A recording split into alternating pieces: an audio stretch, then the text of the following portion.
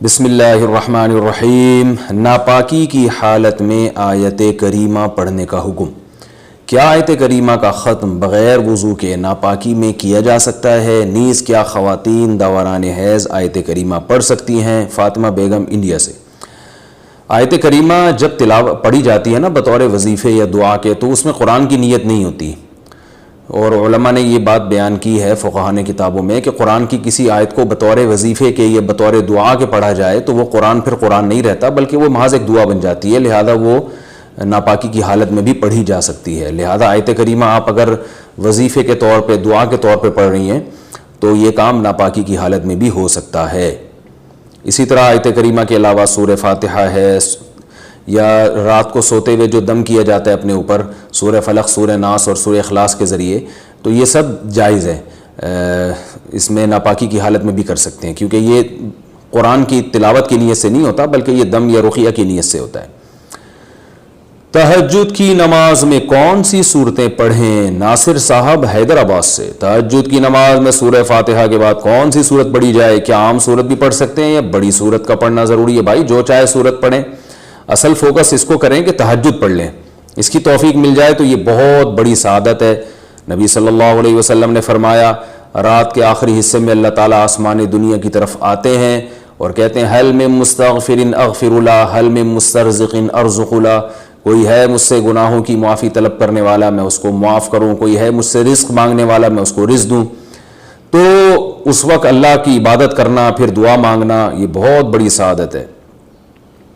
بیوی بچوں سے کتنا عرصہ دور رہ سکتے ہیں؟ بندہ کام کی وجہ سے 2 سال ملک سے باہر رہتا ہے، کوشش کے باوجود چھٹی نہیں ملتی، کیا اتنی دیر بیوی بچوں سے دور رہنا جائز ہے؟ نامعلوم۔ اوئے ہوئے ہوئے ہوئے بھائی دیکھیں، ایک تو ہے حضرت عمر رضی اللہ تعالیٰ عنہ کا مشہور واقعہ ہے کہ آپ نے کچھ خواتین سے پوچھا تھا کہ عورت کتنا صبر کر سکتی ہے مرد کے بغیر، تو بعض صحابیات نے بتایا کہ 4 مہینے۔ تو حضرت عمر نے قانون بنایا کہ جو مجاہدین محاذ جنگ پہ لڑ رہے ہیں 4 مہینے سے زیادہ دور اپنی بیویوں سے نہیں رہ سکتے۔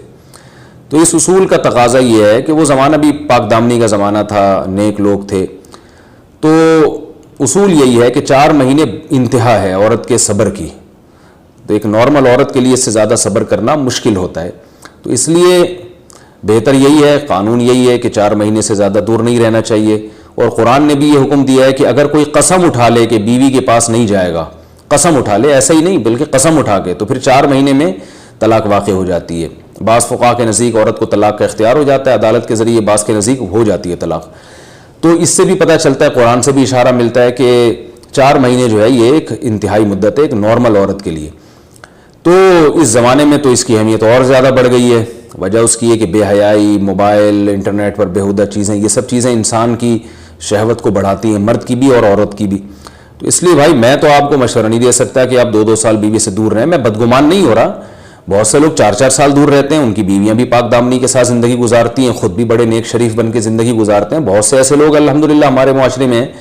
لیکن بہرحال اس کلچر کو، اس رواج کو فروغ نہیں دیا جا سکتا، اس کو اپریشیٹ نہیں کیا جا سکتا، شریعت کے لحاظ سے بھی، عقل کے لحاظ سے بھی۔ 2 سال تک مرد کے لیے صبر کرنا کتنا مشکل کام ہے، وہ کھا بھی رہا ہے انڈے پراٹھے اور جناب کھانا پینا اسی سٹائل میں چل رہا ہے، یا تو روزے رکھ کے اپنے آپ کو آدھا کر دیا اس نے۔ تو سوال عورت کے ساتھ مرد کا بھی تو ہے نا، مرد میں تو قوت اور شہوت اللہ نے اور بھی زیادہ رکھی ہے، تو وہ کیسے صبر کرے گا؟ مرد کی جو قوت برداشت ہے وہ فقہاء نے اور اطباء نے بیان کی 1 مہینہ ہے، تو 2 سال تک بیوی سے دور ہیں۔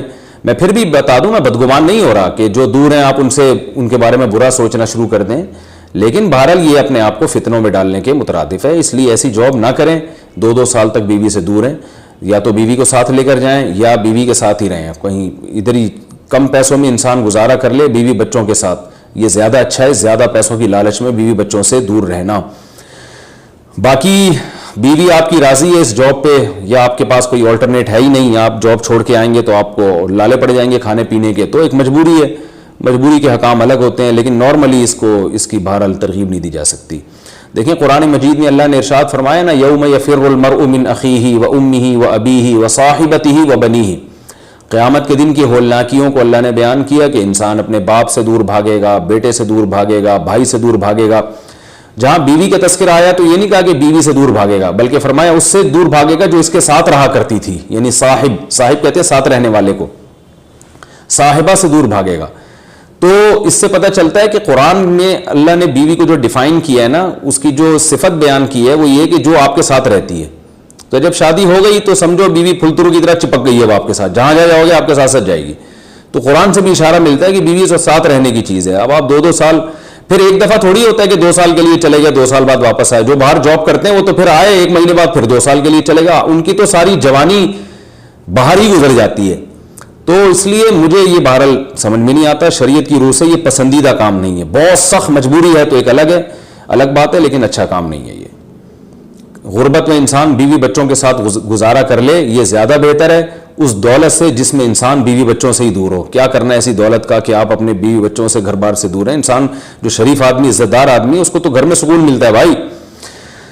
ملٹی لیول مارکیٹنگ کا حکم۔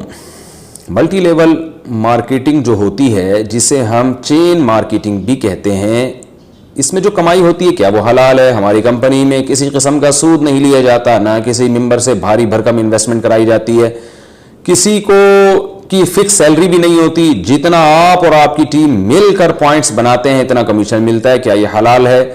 نزہت صاحبہ کراچی سے۔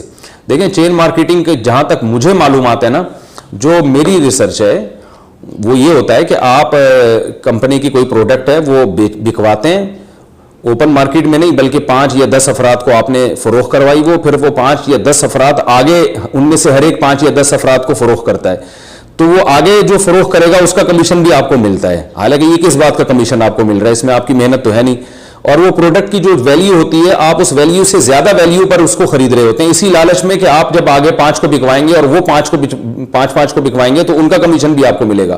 تو پوائنٹ اس حساب سے بنتے ہیں، اس پوائنٹ میں آپ کی محنت کا دخل نہیں ہوتا۔ تو اور یہ بھی غرر ہے، قمار کی ایک قسم ہے کہ آپ ایک معمولی چیز زیادہ پیسوں پہ خرید رہے ہیں اس لالچ میں کہ یہ آگے بھی کئی لوگوں کو بک جائے گی، تو اس لیے یہ جائز نہیں ہے۔ اگر اس کے علاوہ کوئی اور کام ہو رہا ہے تو آپ وضاحت سے بتائیں، لیکن چین مارکیٹنگ میں جہاں تک مجھے نالج ہے اسی طرح سے ہو رہا ہوتا ہے۔ اگر کچھ اور ہے تو آپ کھل کے بتائیے، تو پھر اس کے حساب سے جواب دیا جائے گا۔ اچھا بھائی، مسبوق امام کے ساتھ سلام پھیر دے تو کیا کرے؟ اگر ہم عصر یا عشاء کی دوسری رکعت میں امام کے ساتھ ملے اور آخر میں غلطی سے امام کے ساتھ سلام پھیر دیا تو جو پہلی رکعت رہ گئی تھی وہ کس طرح ادا کریں گے؟ خان زیب سومرو ٹنڈو محمد خان۔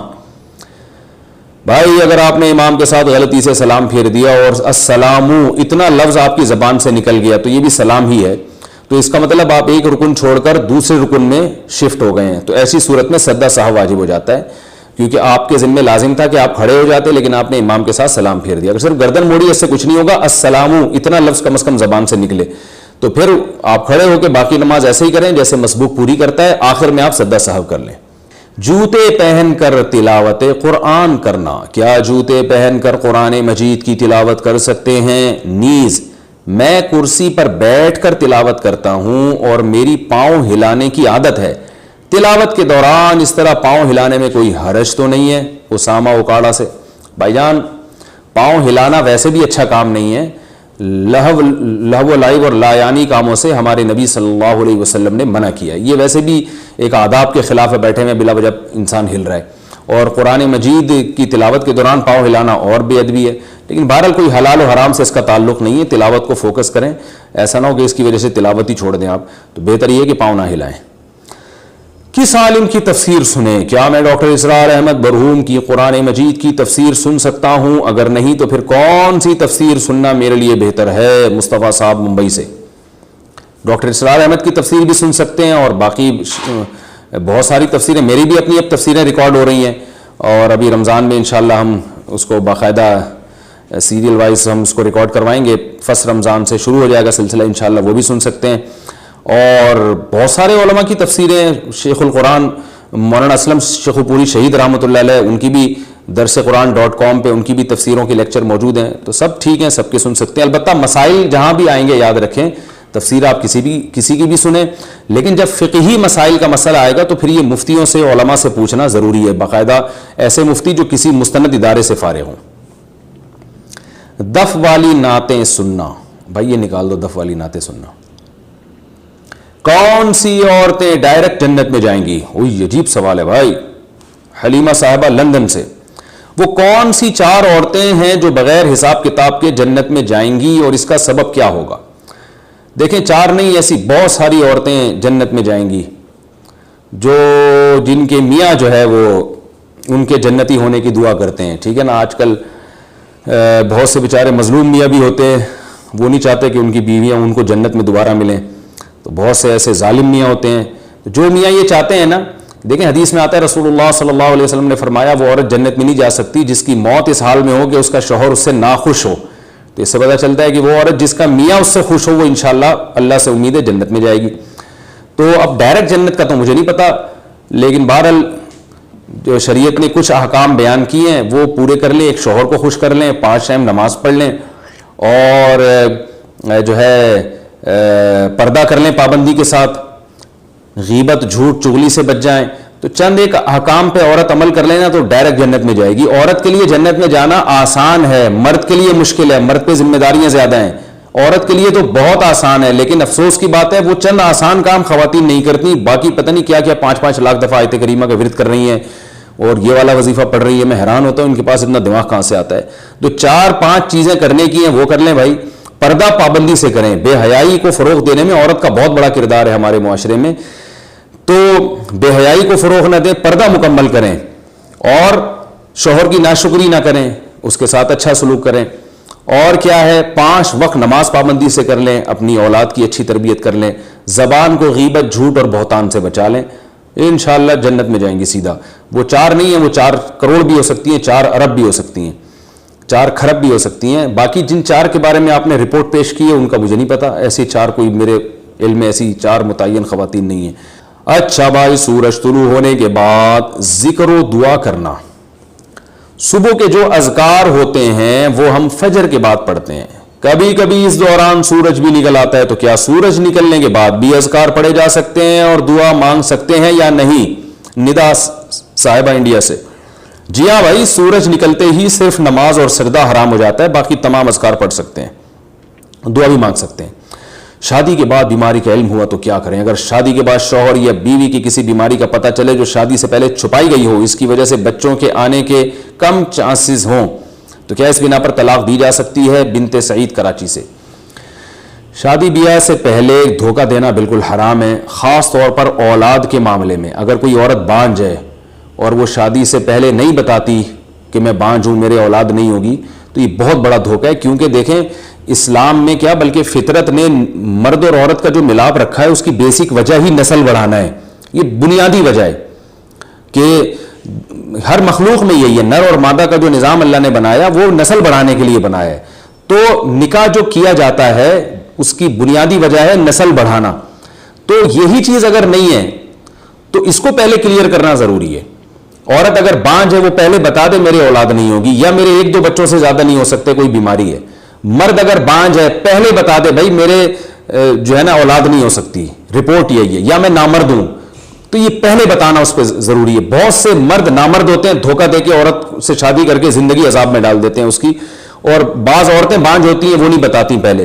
تو یہ بہت بڑا دھوکہ ہے. اگر کسی نے آپ کے ساتھ پہلے سے ایسا دھوکہ دیا اور پھر نکاح کیا ہے، تو پھر اگر مرد نے یہ کام کیا ہے، یعنی دھوکہ عورت نے دیا تھا اور مرد نے اس سے شادی کر لی، تو پھر میں مرد کو کہتا ہوں کہ آپ فوراً دوسری شادی کریں، اور یہ آپ کا رائٹ ہے. ویسے بھی رائٹ ہے، لیکن یہاں تو اور زیادہ رائٹ ہے، کیونکہ طلاق نہ دیں اس کو. اب شادی ہو گئی ہے تو آپ جو ہے وہ دوسری شادی کریں اور اس سے کیونکہ نسل بڑھانا یہ شریعت میں بھی ہے، انسان کی نیچر بھی ہے، اور یہ بہت ضروری بھی ہے، اور شریعت نے بھی اس کو پسند کیا ہے. اور اس عورت نے دھوکہ بھی دیا آپ کو. اور اگر مرد نے پہلے دھوکہ دیا، دھوکہ مرد نے دیا، اس نے اپنے آپ کو یہ نہیں شو کیا کہ میں نامرد ہوں، یا اس نے یہ نہیں شو کیا کہ میرے اولاد نہیں ہوگی، اور دھوکے سے عورت سے شادی کر لی، تو میں پھر خواتین کو مشورہ یہ دیتا ہوں کہ اس سے طلاق لی جائے. ہاں دھوکہ نہ دیا ہو، وہ بعد میں بیمار ہو گیا ہو، کوئی نارمل ہو اور بیمار ہو گیا، یا وہ جو ہے دھوکہ نہیں دیا اس نے، لیکن بعد میں بعض مردوں کے ساتھ یہ مسائل ہو جاتے ہیں، کوئی نفسیاتی پرابلم ہو جاتی ہے ان کے ساتھ، تو پھر ایک الگ مسئلہ ہے. پھر وہ میاں بیوی کا آپس کا معاملہ ہے، کمپرومائز کر لیں، صبر کر لیں، یا علیحدگی اختیار کریں، وہ ان کا ذاتی مسئلہ ہے. تو ہر ایک کی فیلڈ میں ٹانگ بھی نہیں اڑانی چاہیے وہ، اور ہر ایک کو مشورہ جنرلی دیا بھی نہیں جا سکتا جب تک ہر ایک کے الگ الگ حالات سامنے نہ آئے. لیکن اگر کسی آدمی نے دھوکہ دیا ہے اور اس نے پہلے سے یہ شو نہیں کیا کہ میں نامرد ہوں، پھر اگر اس نے شادی کی ہے تو اصول یہی ہے کہ عورت کو اس سے طلاق لے لینی چاہیے. کوئی اس کے علاوہ اگر کوئی مجبوری ہو عورت کو، یا وہ میاں اتنا اچھا ہے کہ عورت بھی اس پہ لٹو ہو گئی ہے تو گزارا کر رہی ہے، تو اس کا آپس کا مسئلہ ہے. لیکن عمومی قانون یہی ہے، جو قانون کا مطلب ایک رائے جو میں سمجھاؤں وہ یہی ہے کہ میں ایسی صورت میں خواتین کو فوراً مشورہ دیتا ہوں کہ اگر دھوکے سے اس بندے نے شادی کی ہے تو اس سے علیحدگی لی جائے. کیونکہ مرد کے پاس تو دوسری شادی کا آپشن ہے، عورت کے پاس تو آپشن نہیں ہے. وہ تو پوری زندگی بیچاری کی برباد ہو جاتی ہے. اولاد ہی نہیں ہوتی تو کیا پھر آپ خود سوچیں کہ نکاح کا بنیادی مقصد ہی اولاد ہے. تو اس لیے یہ کر سکتے ہیں آپ. شارٹ کٹ میں قضائے عمری پڑھنے کا طریقہ. کیا قضائے عمری میں تیسری اور چوتھی رکعت میں سورہ فاتحہ کو چھوڑ سکتے ہیں؟ نیز آخر میں جو درود پڑھتے ہیں کیا اسے بھی مختصر کر سکتے ہیں؟ مسز شہریار کراچی سے. جی ہاں، قضائے عمری پڑھنا تو ضروری ہے، اور لیکن وطر میں تو تینوں رکعتوں میں تلاوت کرنی پڑے گی، لیکن فرض نماز میں تیسری اور چوتھی رکعت میں سورہ فاتحہ چھوڑ سکتے ہیں، جائز ہے. اور درود شریف بھی چھوڑ سکتے ہیں، لیکن بالکل چھوڑنے سے بہتر ہے صلی اللہ علیہ وسلم اتنا مختصر پڑھ لیا کریں. بہتر تو یہی ہے کہ تیسری چوتھی رکعت میں سورہ فاتحہ پڑھیں، پوری تفصیل سے یعنی نماز مکمل کریں، جیسے کہ ایک سنت طریقہ ہے، پراپر طریقہ ہے. لیکن اگر بہرحال بہت زیادہ ہیں تو اتنا مختصر کیا جا سکتا ہے. موبائل میں بچوں کی تصویریں رکھ سکتے ہیں؟ کیا موبائل میں بچوں کی تصویریں رکھ سکتے ہیں یا نہیں، یا انہیں بھی ڈیلیٹ کر دینا چاہیے؟ مسز شہریار کراچی سے. موبائل میں ڈیجیٹل فارم میں بچوں کی تصویریں رکھ سکتے ہیں، پرنٹ نکالنا صحیح نہیں ہے اس کا. عورت گھر میں کتنا لباس پہنے؟ مسز شہریار کراچی سے. اپنے محرموں والد بھائیوں سے کس حد تک پردہ کرنا چاہیے؟ کیا دوپٹہ لینا یا مکمل آستین والے کپڑے پہننا ضروری ہے یا نہیں؟ اچھا بھائی، نیز سسر وغیرہ سے کس قسم کا پردہ ہونا چاہیے؟ میں یہ اس پہ پورا تفصیل سے کلپ ریکارڈ کروا چکا ہوں کہ گھر میں خواتین کو کتنا پردہ کرنا چاہیے، وہ سن لیں، کیونکہ یہ بہت سارے مسائل ہیں آج، وہ پھر رہ جائیں گے. اور آپ نے ویسے بھی 3 سوال پوچھ لیے، 2 ہو گئے آپ کے، یا پھر دوبارہ اس کو ریپیٹ کر دیں تو اگلے کسی سیشن میں اس کا جواب دے دوں گا میں. موبائل میں بچوں کی ہو گیا. کیا لیکیوریا میں ہر بار وضو کرنا ضروری ہے؟ لیکیوریا کا مسئلہ اور ایک سے دوسری نماز تک وضو نہ ٹھہرتا ہو، اگر اس میں ایک دفعہ استنجا کر کے وضو کر لیں اور وضو کے دوران لیکوریا ہو جائے تو کیا دوبارہ بار بار طہارت حاصل کرنی ہوگی؟ دیکھیں، اگر بہت زیادہ لیکوریا ہو رہا ہے، اتنا ہو رہا ہے کہ آپ کے یعنی ایسا ٹائم آ گیا کہ وضو کر کے نماز پڑھنا طہارت کی حالت میں ممکن ہی نہیں ہے. جیسے آپ نے وضو شروع کیا اور وضو کے بعد جب جیسے ہی نماز کے لیے کھڑے ہوئے تو نماز میں یا نماز سے پہلے ہی پھر جو ہے وہ لیکوریا ہو جاتا ہے، وضو ٹوٹ جاتا ہے. تو اگر اتنا ہو رہا ہے کہ نماز ہی نہیں پڑھی جا رہی تو پھر معذور کے حکم میں ایسی خاتون آ جاتی ہیں، اور پھر ان کو چاہیے کہ ہر نماز کے لیے یعنی ہر فرض نماز کے لیے الگ وضو کر لیں، اور پھر اس میں جتنی نمازیں آئیں یعنی فرائض، واجبات اور سنت نوافل سب اسی کے دوران پڑھ لیں. پھر جب جیسی نئی نماز کا وقت آئے تو نیا وضو کریں، اتنا کافی ہے ان کے لیے، معذوری میں داخل ہو جائیں گے. اس پر میں ایک تفصیلی کلپ ریکارڈ کرا چکا ہوں، معذور کیسے وضو کرے، یہ آپ سرچ کر کے سن لیں. آدھی نماز بیٹھ کر آدھی کھڑے ہو کر پڑھنا. خواتین گھر پر جو فرض نماز پڑھتی ہیں اگر وہ ایک رکعت بیٹھ کر پڑھے اور باقی کھڑے ہو کر پڑھیں تو کیا اس صورت میں نماز ادا ہو جاتی ہے؟ مزمل کراچی سے. فرض نماز کھڑے ہو کر پڑھنا ضروری ہے، جب تک بہت شدید مجبوری نہ ہو بیٹھ کے پڑھنا جائز نہیں ہے. تو اگر کسی نے 2 رکعتیں کھڑے ہو کر یا 2 بیٹھ کے پڑھی ہیں تو بیٹھ کے اگر مجبوری میں پڑھی ہیں، بالکل نہیں کھڑا ہوا جا رہا تھا، پھر تو جائز ہے، چاہے 1 رکعت پڑھیں 2 رکعت پڑھیں. اور اگر بغیر مجبوری کے بیٹھ گئی تو 1 رکعت میں بھی بیٹھ گئی تو نماز نہیں ہوگی. کیا جانوروں کو کھلانا بھی صدقہ ہے؟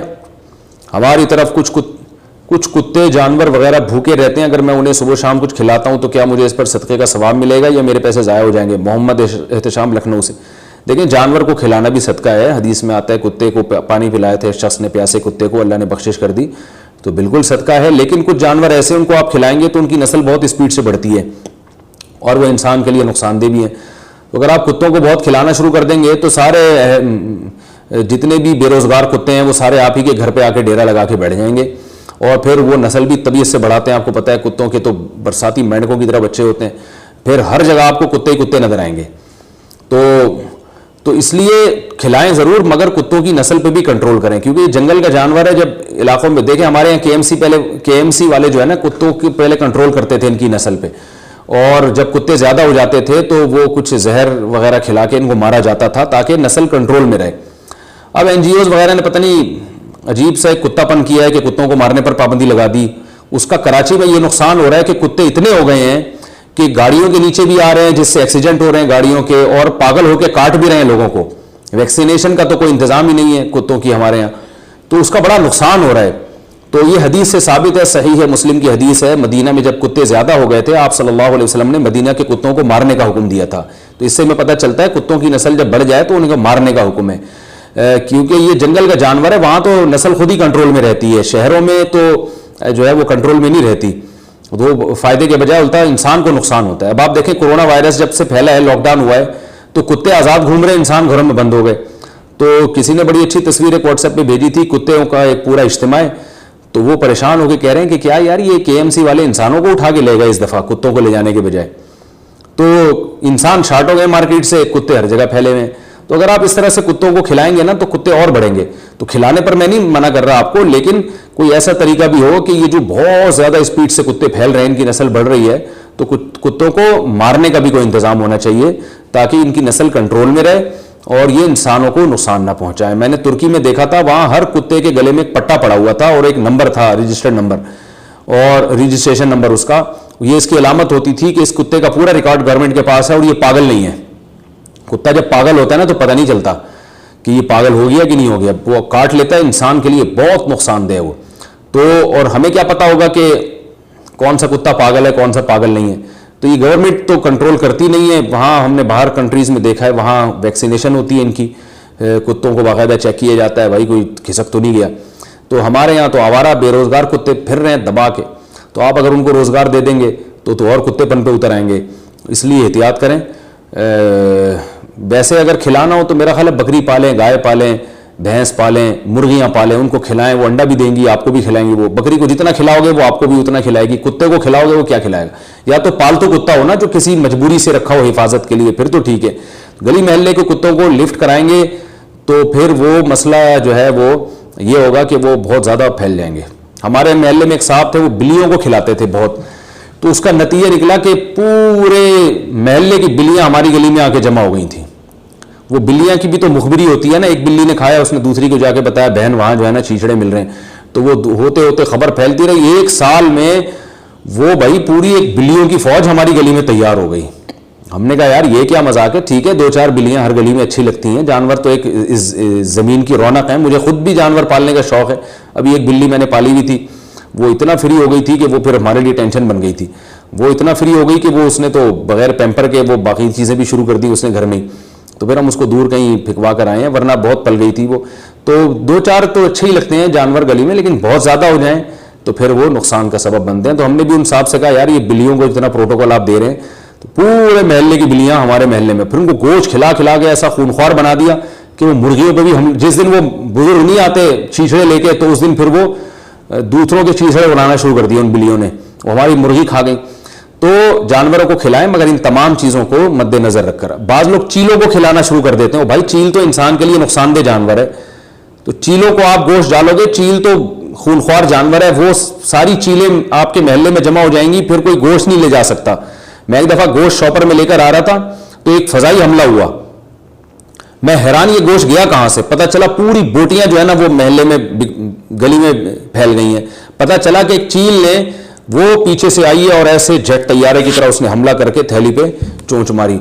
تو اسی وجہ سے جو ہے حالت احرام میں بھی چیل کو مارنے کی اجازت ہے, کیونکہ یہ انسان کے لیے نقصان دہ جانور ہے. کیا جوائنٹ فیملی سے علیحدہ ہونا قطع رحمی ہے؟ اگر میاں بیوی جوائنٹ فیملی میں رہتے ہوں پھر حالات کی وجہ سے الگ ہوں, تو جیسا کہ حدیث میں وارد ہے کہ قطع تعلق کرنے والا جنت میں نہیں جائے گا, تو اس بارے میں کیا حکم ہے؟ نہیں, جوائنٹ فیملی سے میاں بیوی کا الگ ہونا یہ کوئی قطع رحمی میں نہیں آتا, وہ تو انسانی فطرت ہے. دیکھیں اگر الگ نہ ہوتے تو آدم علیہ السلام اور حضرت حوا جہاں پیدا ہوئے تھے ہم بھی وہیں رہتے آج. تو ظاہر ہے بچے بڑے ہوتے گئے, آدم علیہ السلام کے شادیاں کر کے الگ ہوتے گئے تو پوری دنیا آباد ہو گئی, اتنے بڑے بڑے ملک آباد ہو گئے, ورنہ تو سارے وہیں گھس گھس کے رہ رہے ہوتے ابھی تک آدم علیہ السلام کے گھر میں ہی. سوچو کہ 6 ارب انسان ایک ہی بنگلے میں رہتے, کتنی بڑی ٹینشن ہوتی. جو الگ ہوتا اس کو ہم تانا دیتے کہ تم جوائنٹ فیملی سے الگ ہو رہے ہو, تم رشتہ داری توڑ رہے ہو. تو یہ انسانی نیچر ہے, جب شادی ہوتی ہے بچے ہوتے ہیں الگ ہو جاتا ہے, آبادی بڑھتی ہے, تو یہ الگ ہونا کوئی بری بات نہیں ہے. لیکن یہ آپس میں محبت سے ہو جانا چاہیے, لڑک بڑھ کے نہیں ہو تو اچھا ہے.